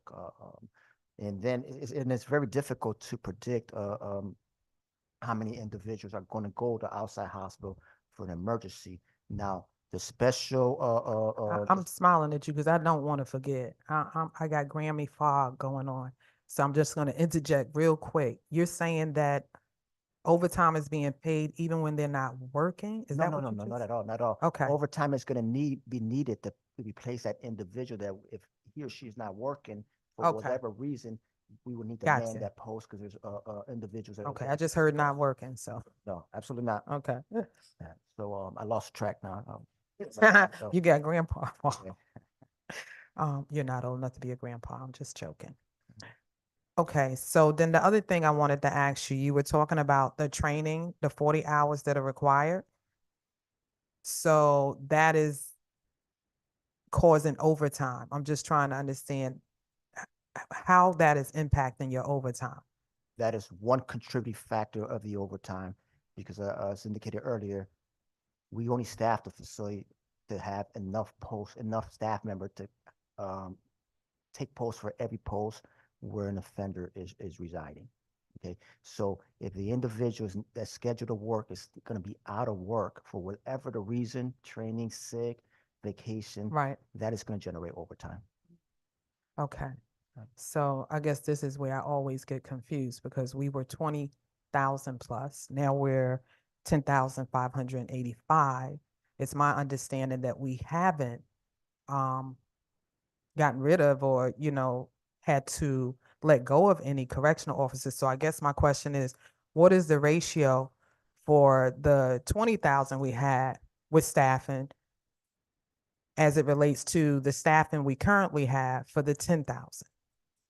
I'll try to answer that to the best of my ability because I've been around for a while, so yes. Understand that for many years, there's always been a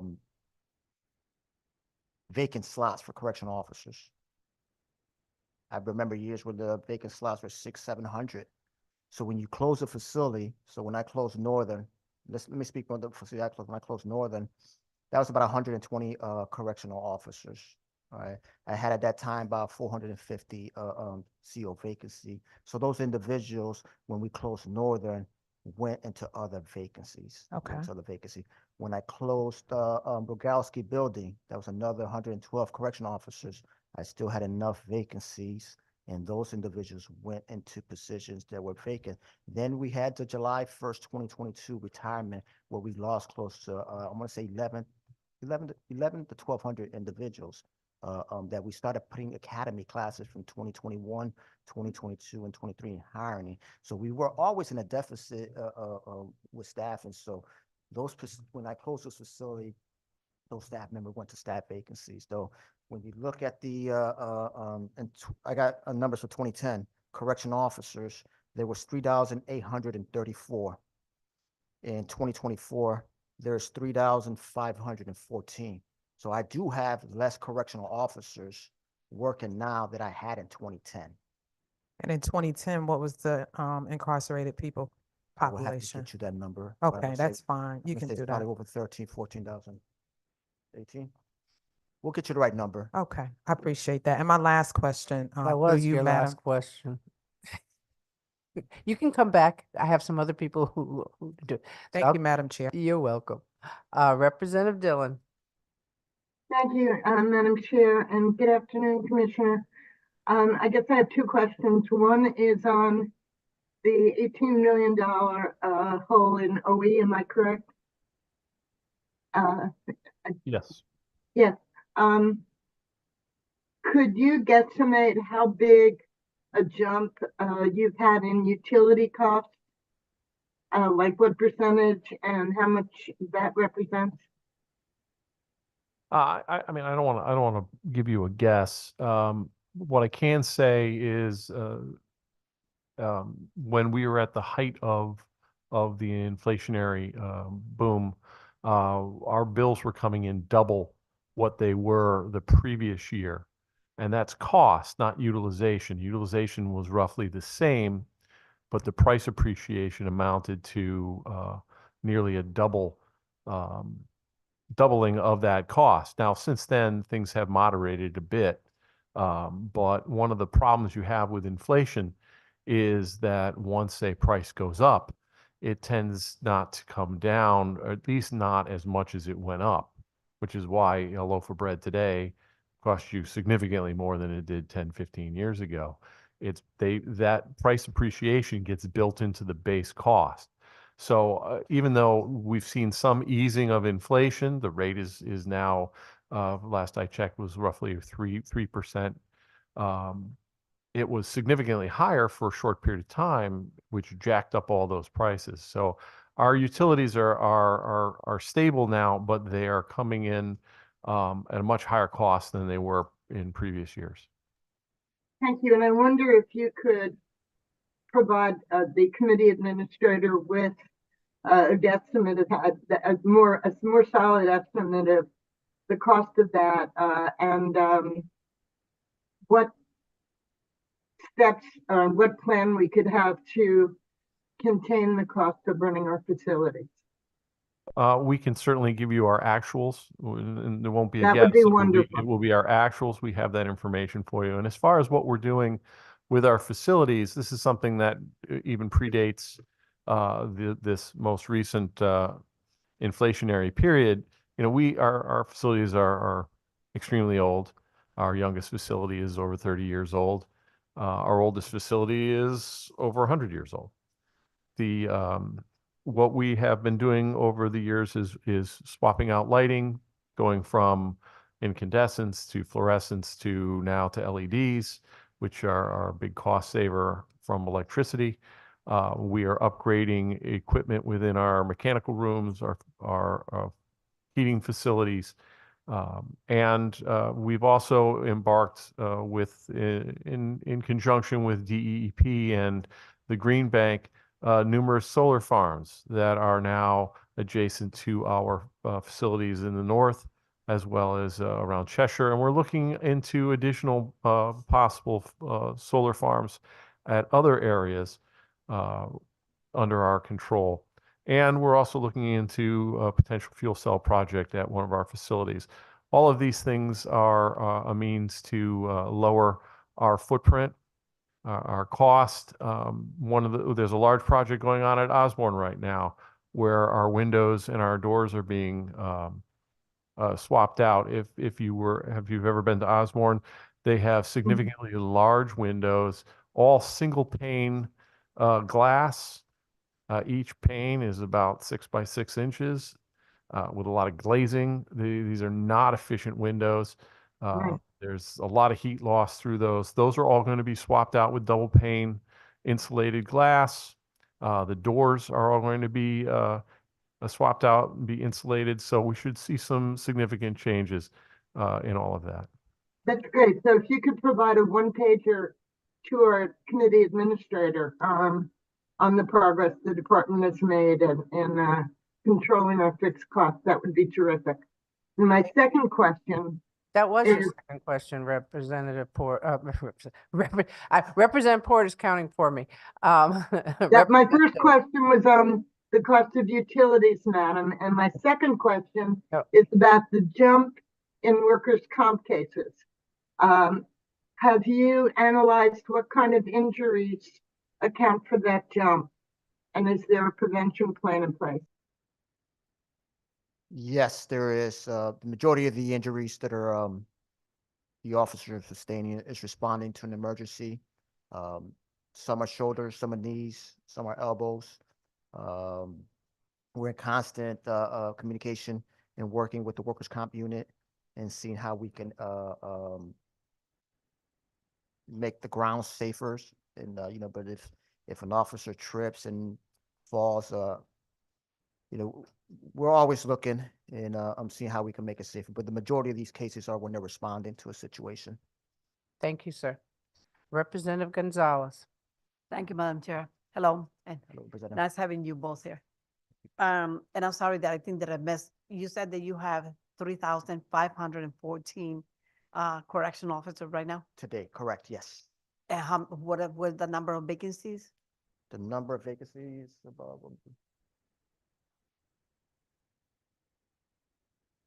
300 total, 385 total vacancy. 308? 85. 85 for the agency. Okay. Do you have, maybe you can send us or provide us, from those 3,500, can you provide us like the ethnicity of them, like, can you provide that to us, that information? Absolutely. Okay. Thank you. Thank you. Representative Porter. Thank you, Madam Chair. And my last question, real quick. Did you submit written testimony? Because I don't see any. Yes, I did. You did? Okay, It's probably on file. Cool. all I right. got an email confirm that. Okay, I'll make sure I get that. Thank you. Thank you. Thank you, Madam Chair. You're welcome. Thank you. No more questions. Have a great afternoon. A great afternoon. Thank you. Next we have the State Department of, no, Judicial Department. State Department of Judicial.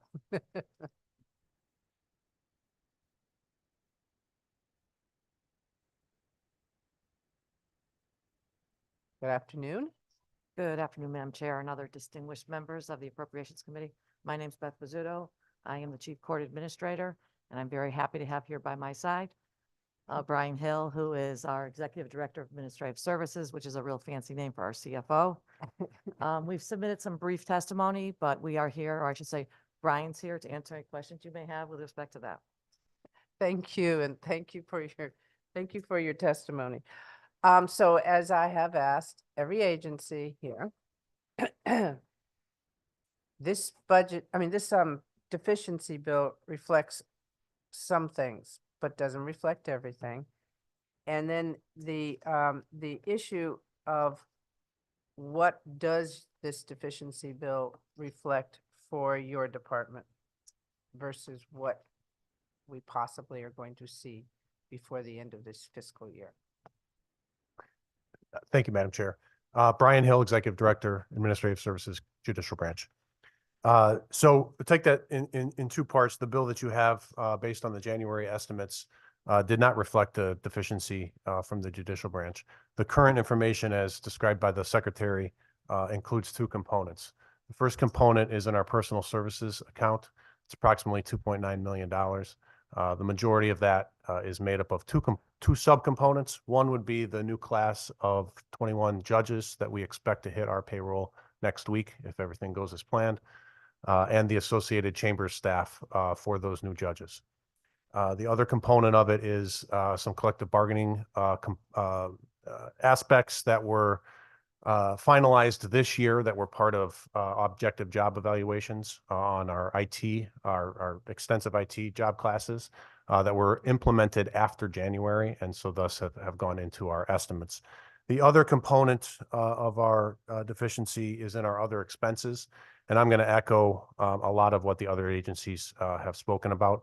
First and foremost, increase in our fixed costs, primarily utilities, and primary among that would be our electricity costs. I think everybody is aware of the Eversource increases that occurred last year that carried forward into this year.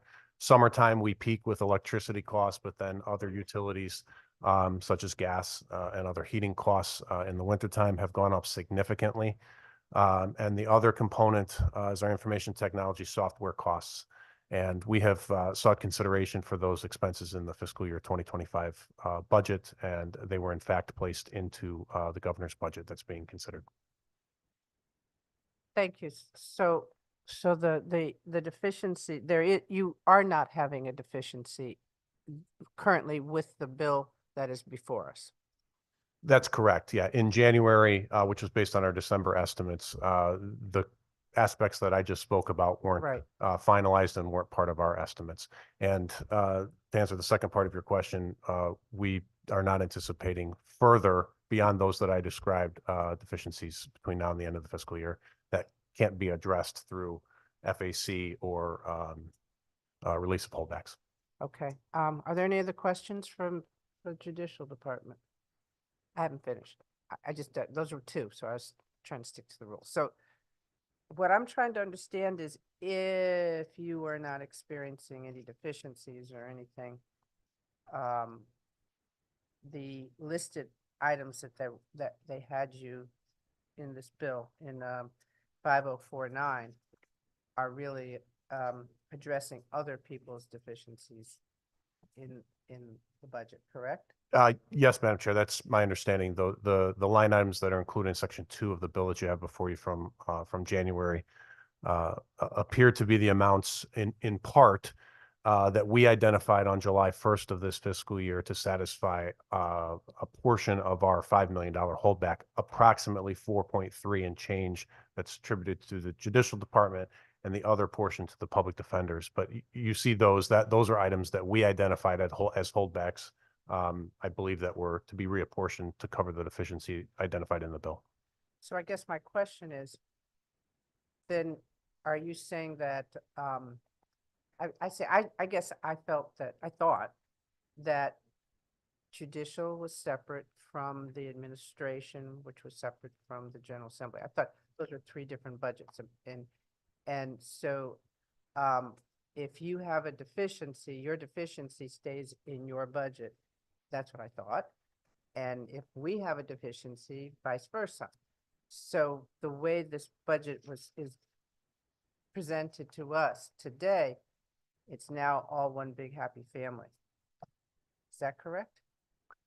Not happy, but one big family. Okay. It's difficult for me to speculate exactly what the math is, but that is that I think that that conclusion, as the bill's written, may be correct. My co-chairs. I guess that bothers me. I'm sure it bothers other people because we are three separate branches of government. And we don't get to tell each other how to spend nor how to save or whatever. But I guess this is a precedent that is trying to be presented to all of us, which I think we will all have a discussion about as we go forward in this budget process. This is a very unique because when I read the bill, I was very confused because of the grouping and things like that. So thank you very much. Thank you for giving me an opportunity to ask my questions. And are there any questions?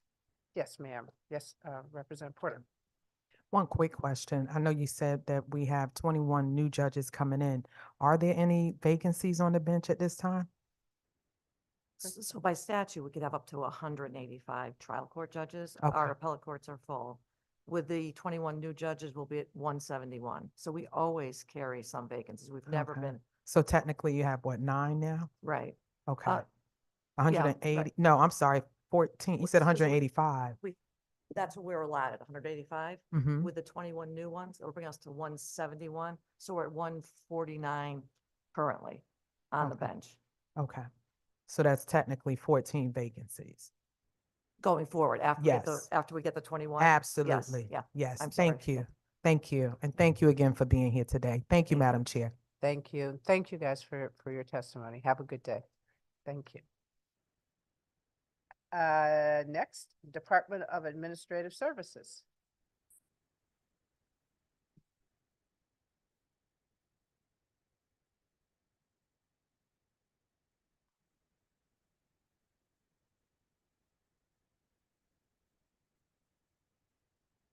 Boy. Oh, she, but I can't remember. She was. Good afternoon. Good afternoon. I feel like I have to say go Huskies Yeah, there you before I go. start. So, Are they're playing now, right? 3:45, 2:45. yes. Do you have So- your camera, your phone on so you can see the game? So, Go right ahead. Go so ahead. thank you so much, Senator Austin, Representative Walker, Senator Berthel, Representative Nuccio, and distinguished members of the Appropriations Committee. I am Michelle Gilman, the Commissioner of the Department of Administrative Services, and it's my pleasure to be here today. Thank you for having me and our team as well, who is here to answer any questions you may have. Here to submit testimony on behalf of House Bill 5049, an act making deficiency appropriations for the fiscal year ending June 30th, 2024. So as you may have our testimony before you, I will summarize, but the State Insurance and Risk Management Board, which is APO'd to DAS, is projecting a shortfall of 4.5 million in the Special Transportation Fund. That is as of February 29th, 2024. At the FAC committee, as many of you remember, we approved the FAC approved a 900,000 transfer of STF funds from the DAS PS STF funding account. Following that transfer, at this time, we're requesting 400,000 to replenish the PS fund, and then 3.6 million, which is the remainder of the Insurance Risk Management Board deficit in the STF account. These funds are needed for the payment of claims that continue to be resolved, but those costs continue to increase depending on how those are negotiated through the SIRMB. And then we are also looking at the Department of Administrative Services requesting additional funding of 1.25 million for the Workers' Compensation SID account of the Special Transportation Fund. The STF fund is composed of two agencies, Department of Transportation and the Department of Motor Vehicles. STF, Workers' Compensation Claims Account, provides funding for our workers' compensation claim expenditures for injured employees. And so we are also seeking additional funding through you today due to, again, some claims shortfalls that we hope to address through deficiency in the STF. So happy to answer any questions that you may have on our requests for today. Thank you. Thank you for your testimony. So let me get this straight. So as of the bill 5049, you had no deficiencies when this was posted. Correct. Okay, so the deficiencies that you do have currently are the deficiencies that are listed in the March 20th letter. Correct. Okay. So those have been claims that have been resolved or been identified since the original budget was presented to the legislature. Okay, so the 4 million and the 1.25 shortfall are the two overriding things that you were, okay. Yes. Okay. So in here, in 5049, there are some items that are attributed to your fund, which I saw. Where did I see it? I know I saw it. That are listed to be drawn down, even though you do not have a deficiency. Is that correct? I'm sorry, so sorry. Can you clarify which? That you have items that are listed in 5049, HB 5049, that that are from Department of Administrative Services that will be available for drawing down to pay for the deficiency that was claimed in January, correct? Yes, from the PS lines of STF, Okay. yes. And so, you know, I'm trying to find it. I'm sorry. No, I'm tired. please. Oh, here we go. It's 4.5 million. Yes. So that's where we have, we did the original FAC transfer, just a few weeks ago. Correct. And now we are requesting the 400,000 to replenish some of that PS that we had transferred just a few weeks ago. And now we have the 3.6 million, which is the remainder of that insurance risk management deficit, hoping to take that funding from the STF. Well, yes. From the STF. Yes. Yes, okay. All right. Okay, now that we've gotten that, and everybody has attributed that this 5049 was written in January. Yes. Besides what is in the 20th letter for March, do you foresee any other deficiencies in your account that might be needed to be addressed? We are not anticipating those at this time. We are monitoring our budget very closely. We do also expect to go before FAC just to do some additional transfers, but we're not anticipating going before or adding to the deficiency bill at this time. Okay, thank you. Absolutely. Are there any questions from any members of, oh, Representative Delnecki? Nope, DiCaprio, sorry. Representative DiCaprio, go right ahead, sir. Thank you, Madam Chair, and good to see you, Commissioner, and your team there. Just, if you could just share a little bit about the State Insurance Risk Board, maybe, I don't know if you have an example or two about some of those, the types of claims that you're receiving there. And again, good to see you there. Thank you so much, Representative. Good to see you as well. I'm pleased to introduce Melissa Frank, who is the Director of the State Insurance Risk Management Board. And she is also here with our vendor, Brian, as well. So I'd love to ask Melissa to provide some additional context around the claims that we're seeing. Good afternoon. Thank you to all the committee members. So what I can share with you is that the claims that are being attributed to the Special Transportation Fund account are from the operation of primarily buses, think Department of Transportation operated buses. So the claims that go along with those are from ridership. They are from the operation of the bus itself, if it strikes another vehicle. And I can share with you, we did just get some information indicating that the bus ridership is up to almost 85% of pre-COVID levels. Wow. Yeah, as of, I believe it was late December, we got those figures. So, more active usage, more routes, more ridership, there are going to be, unfortunately, some more claims. And also highway defect, sorry, that's another big part of it. So that has to do with the condition of the roads, sidewalks, crosswalks, things of that nature. There would be claims that would be presented against this account. Okay, thank you very much. Thank you much for that. Thank you, Madam Chair. Thank you. Are there any other questions of any other members of the committee? See, got easy. Thank you so much, and thank you very much Thank you. for your testimony. Have a Appreciate good that. day. Have a great weekend. You Thank you. too. Thank you. So that concludes the portion of agencies. We have one member here to testify from the public, and her name is Victoria Adams. Is she on? She is not on? Nope. No. Oh, and she's not in, okay. Then we will conclude this hearing today for the Appropriations Committee public hearing on the deficiency bill. Everybody have a wonderful weekend.